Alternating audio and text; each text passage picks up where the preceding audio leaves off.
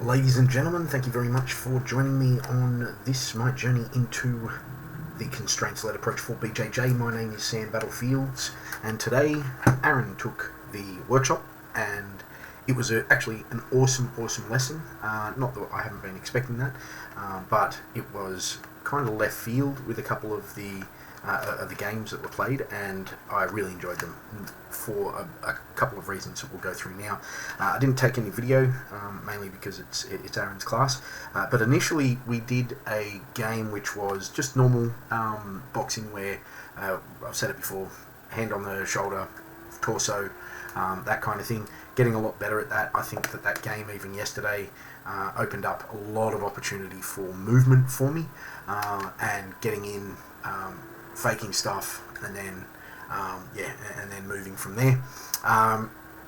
Then the second game that we sort of that he tacked onto that was one person could get those the boxing stuff, but one person had to do no boxing, but had to get in and get chest to back, and it was actually quite interesting, the timing and that sort of thing. But the constraint on one person was that they could box. The constraint on the other person was that they had to grapple, and the only grappling that the boxing person could do is obviously try and keep them, either like get them away from them, or keep them in front, essentially, and then sort of throw some stuff. But really, it was clear in the end that once you sort of had some sort of a connection, that those strikes minimized, because otherwise, you were gone.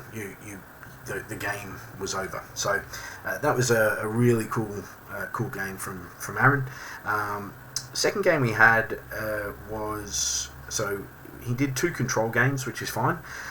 One of them, so it was basically you're on your side, and the person had like a mount on the side, but they kind of had their shoulder, their chest just behind your shoulder, and their goal, the person on top, was to get chest to back in any formation, and the person on the bottom, their goal was just to get their back entirely to the mat. So basically work back from if you've overcommitted to a turn and they've got behind your shoulder. So this one was a little bit of a query for me, because there's not a definitive, there was never a definitive, you're on your side, but in some cases, like it felt like, well, how far are you committed over, and how far are they over the back?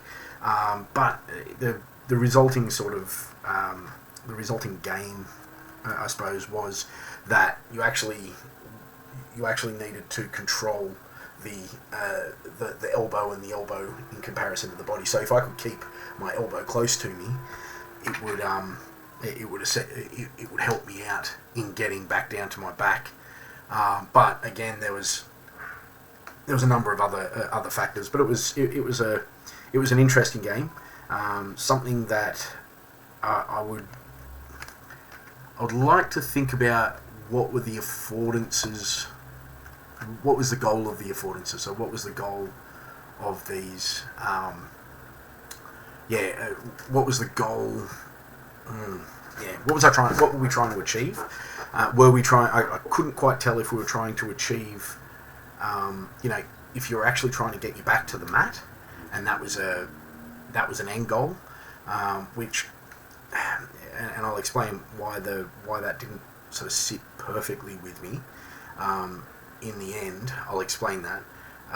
It was not perfectly with the next game that we played. So and the purpose behind the next game, which I think was, it potentially was there, but I'm not sure if the coherency of the two was as coherent as I think Aaron had it in his mind, which is fine. And he actually, so the next game was back control, and the goal for both parties was to get a chest to chest pin or a chest to back pin, as in on top. Now, this and the constraints it was very broad. And what Aaron, the reasoning behind Aaron was 100% a good reasoning, in that he was like, I wanted to see, explore a broad variety of affordances or opportunities for action. And he afterwards he sort of said, did you see anything that right, that was and he was explaining how when he was doing this, he was seeing a variety of actions that he could take, and I was sort of like, I've got to think about it. And after class, I was something that and I'll come back to this, but because it all interlinks. But when I've been rolling with Aaron, I have tried every single configuration while kneeling to pass his guard.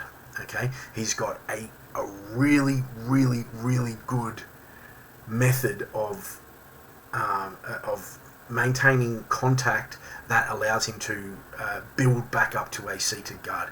It's quite amazing, actually. I could have his leg fully pinned and start going round, and he hooks my thigh, and no matter how much I drop my hips on it or anything, he's tried to give me some pointers, and they don't really work with how he operates. It's a really good guard from my perspective, anyway. And I noticed that Will has been passing his guard by standing and then doing some sort of a variation of a knee cut or variation of a Toriander, right? So I'm thinking, okay, well, look, I've tried all these variations of like a, body lock style pass, and look, I could just not have the skills at the moment to be able to execute that, which is fine. But at the present, where I am, and I might go looking for that, but I have gone looking for body lock stuff in the past, and I feel like I'm not an expert by any stretch, but I feel like I'm competent in it. Like, I can competently do it to other people. I think we just roll together so much that he understands that I'm trying to do that. So anyway, I'll tie that back into what I was saying. I've been trying the same thing over and over and over and over again, and I'm just going to put. Sometimes the secret to find is to stop searching. Try a new formula because your last one's not working.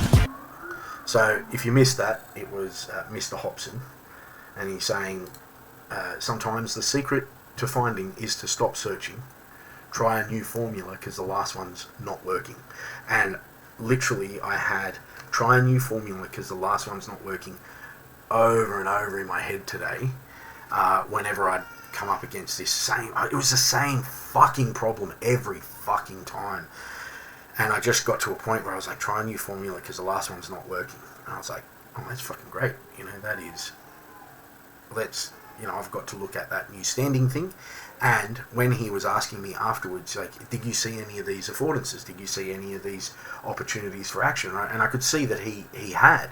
And he was trying to explain to me what he was doing with intrinsic language. And I asked him, like, can you... and this is something he'll either hear here, but I'll say to him in person. He talks about, like, he puts tension through his leg and how that assists him in being able to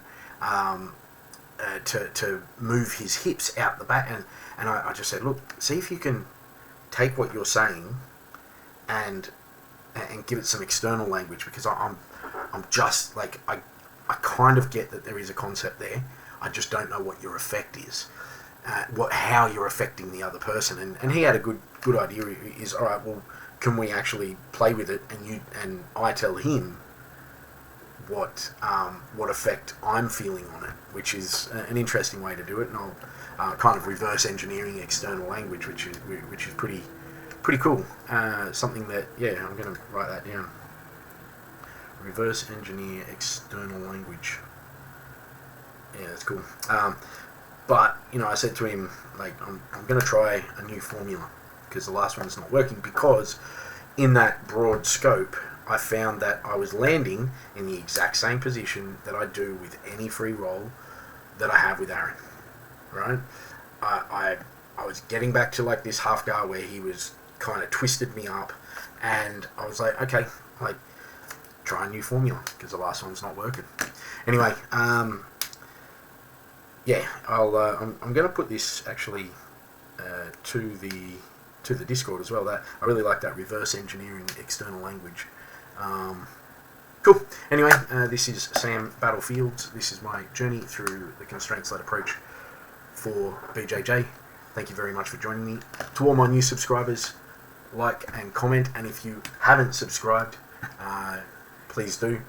I have picked up about, I think, 10 to 15 in the last couple of days since my interview with Gino, so really appreciate that, Gino. Yeah, and people have said that it was a great chat, and that lots of good information, and that we definitely vibed. So that's awesome to hear. So hopefully do something with Gino in the future. This is Sam Battlefield signing off. Much love.